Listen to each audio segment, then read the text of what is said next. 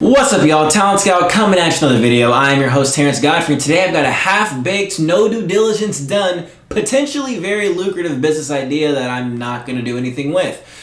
So, disclaimer, like I said, I've done literally no research, but I'm familiar with this industry. I've never seen it done before, but I don't know if it's legal. But here it is. Credit as a service. Let's talk about it.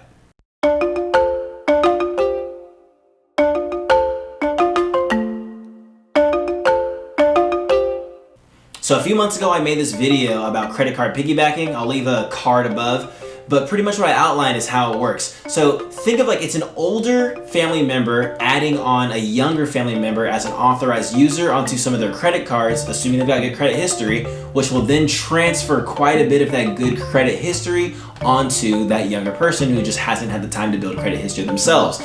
So, for an example, with myself, I was very blessed that my grandpa was willing to do this with me. He added me onto 3 accounts that are actually almost as old as I am myself. He added me onto an Amex card that he started, opened that back in the 1998, I believe. He added me onto a Discover card, which is around the same time in 99. I was born in 96, by the way. And he also added me onto a Chase card that was not as old by any means. It was about 4 years ago.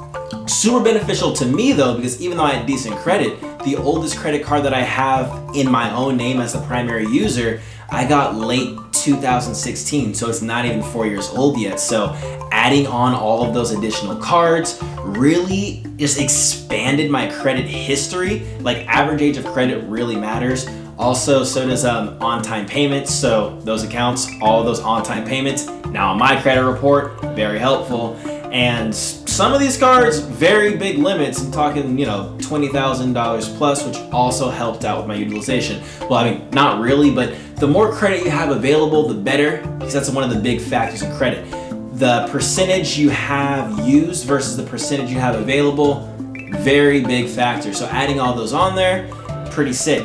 So with authorized users, there's some pros and some cons. The pro is you get to benefit from all of the previous credit history that the primary credit user has built up over the years. The con is, fan just came on, a little hot. The primary user is responsible for every purchase that the authorized user makes on the account because they're just authorized. The primary, they take all responsibility. So to make my grandpa more willing to add me on, I'm pretty fiscally responsible, but so is he. So he's very, hesitant when it comes to financial matters. So I pitched it to him. I was like, okay, would you add me on so I can have the benefit, but say my address is your house. So when they send the card that would go to me, it goes to you. Like, I don't want the card. I do not want to use your credit limit. I do not want to use your credit history directly.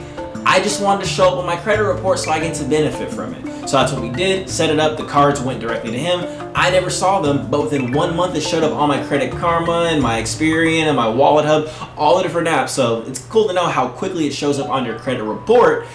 But yeah, I saw a nice little credit bump, which got me to thinking about the whole credit building industry as a whole. So you've probably seen the commercials, like there are some options. You've got your secured credit cards, those are the ones you put some money down, but they help you build your credit because you use them like a credit card, and over time it helps build your score up because you get some of those on-time payments on your account, you get to show your utilization, all that jazz.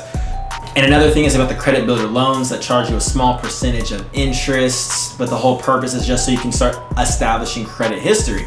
But got me thinking about something I've never seen before. Credit as a service. What if someone had a business model where their entire thing was people paid them on a monthly basis to be an authorized user on their good credit history accounts? Now, I don't know if this is legal, but just think about it. That's a lot faster than going through the process of building it yourself using like the credit builder methods. So if you're say someone has no credit or has, they hit hard times, have bad credit, if someone signed up as an authorized user but kept the card for themselves so they only got to benefit from the good credit history, they would see a jump in their credit, which could potentially open them up for a lot of opportunities to maybe skip some steps and actually start building it themselves.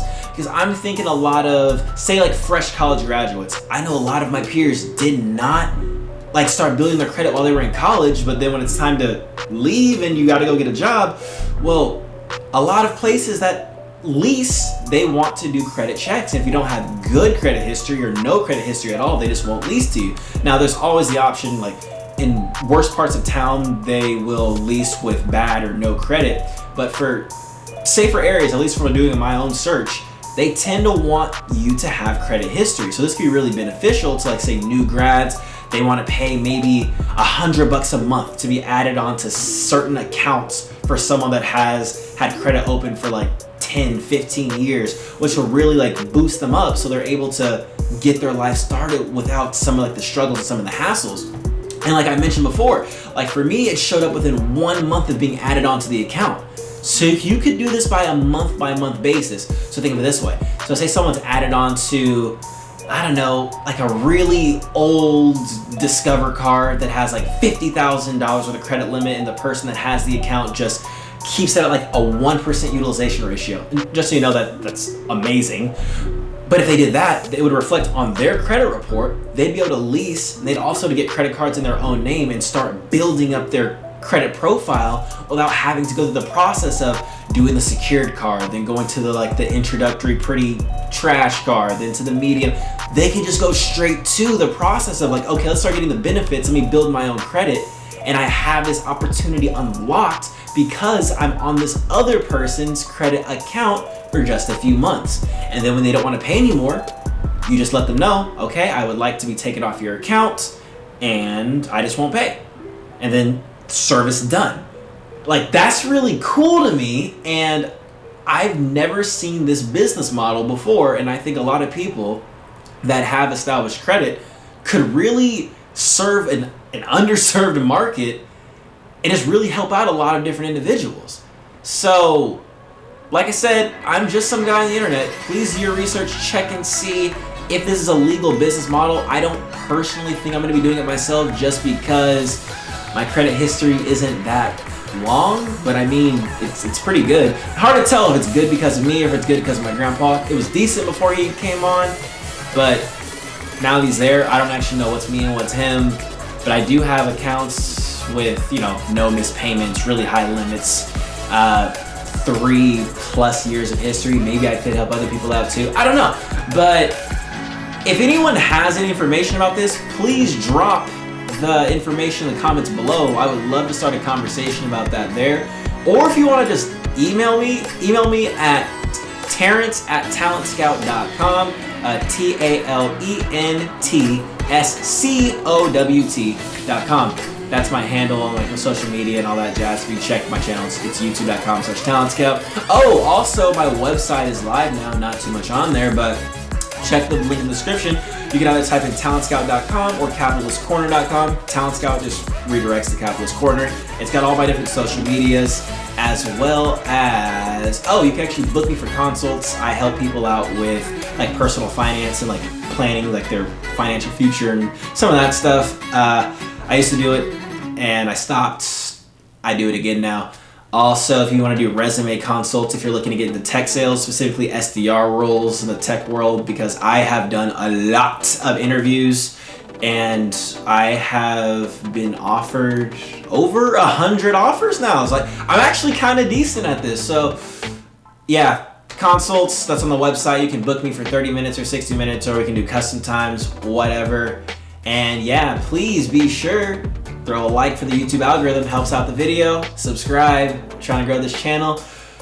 Yeah. Oh, yeah, don't forget to leave the comment. That helps. Every comment left, it tells YouTube, oh, this guy, his stuff is interesting.